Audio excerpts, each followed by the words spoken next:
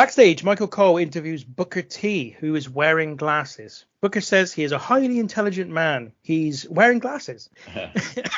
Booker says he was commended at school for his work on the theory of relatives. Cole laughs at him. Booker then says some more stuff. Good promo, but I couldn't keep up with all the different stuff I wanted to write down, so I didn't. Matt didn't like it. Too much fun for Matt. Yes, because this was funny. He's got glasses. He's intelligent. Ha ha ha. I thought this was really funny. I thought this was really enjoyable. I thought Booker T entered into the spirit of this really well, and I liked it. I commend Booker T on his ability here to elicit some form of reaction in what was effectively a mid-card position that he now found himself. I just laugh to myself sometimes and just think, this is the company that want to win an Emmy. I enjoyed Booker T's promo here. What I didn't enjoy was, again, for me, Booker T was somebody that should have absolutely been a victory coming out of the invasion. Now, during the invasion, they should have positioned him better, and coming out of it, he should have been a main event star. In this match, it says Booker T versus Edge. It's a only 6.5 minute match. Edge hits a spear, does the spinneroonie, then there's a nice little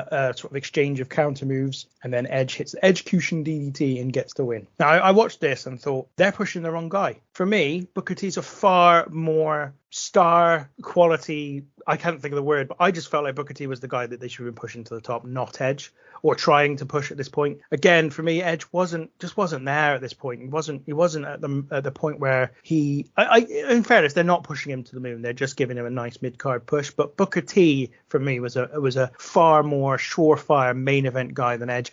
I actually think a better wrestler as well than Edge, personally. I've always been high on Booker T. I just think athletically, and in terms of what he could do in the ring, he was excellent. And I thought his promo, regardless of whether it was funny or not, was at least entertaining, kept people interested in him, even at a time when they were giving him utter to work with, and should have been getting the reward for the years of hard work he did in WCW, where he really didn't get much until right at the end of the company's existence. Meanwhile, Edge, just for me, I'm not as high on Edge in general overall. So I was just disappointed really in this match. Again, just a general feeling of everything's not going to the right people. And this was another feeling for me here.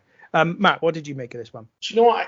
I totally get what you're saying there, because what I was going to say to start was, again, how things change and how the mighty have fallen. I mean, Booker T was not too long ago was main eventing SummerSlam versus The Rock. Now, don't get me wrong, I know he was never, other than really sort of that feud with The Rock and the odd sort of bits with Steve Austin, he was never really positioned as a really top threat heel. So they never really truly believed that he was one of the top guys. So I get that. But looking at this, yeah, I kind of do feel that the wrong guy won. Now, saying that, looking at what Edge did throughout particularly throughout like this sort of 2000 and, throughout 2002, Edge was a really, really important part of SmackDown and really held his own in some really great matches. And this was definitely the start of the Edge sort of mid-card sort of push. And in all fairness, I do think that he definitely earned it afterwards. So not the best start here. And I do think perhaps the Booker T should have won. But going forward, Edge did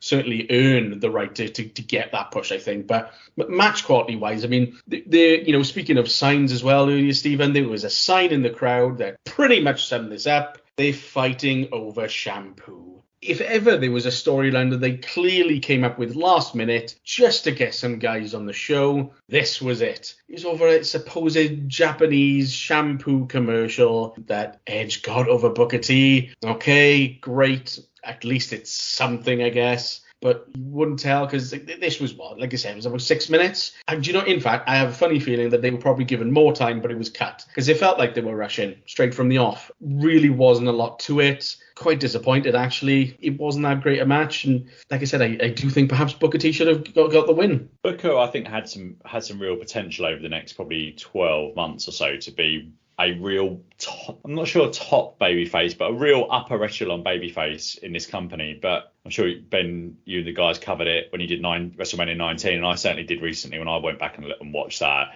But the finish of that match, they kind of killed him and never went with him. And I do understand that Goldberg was coming in, blah, blah, blah. But sometimes you just got to pull the trigger on someone and kind of change things. But yeah, I agree, Ben. I think Booker T's definitely got more upside around this time, even though Edge sort of came into his own in 4 years later, 2006, with the run-ins with Cena. But that's a long time into the future. I've got a lot of emotion here bubbling to the surface about this whole promotion at this time. time. And, you just brought up the Booker T Triple H match, which again, kind of just another thing where it's like, oh, what are they doing?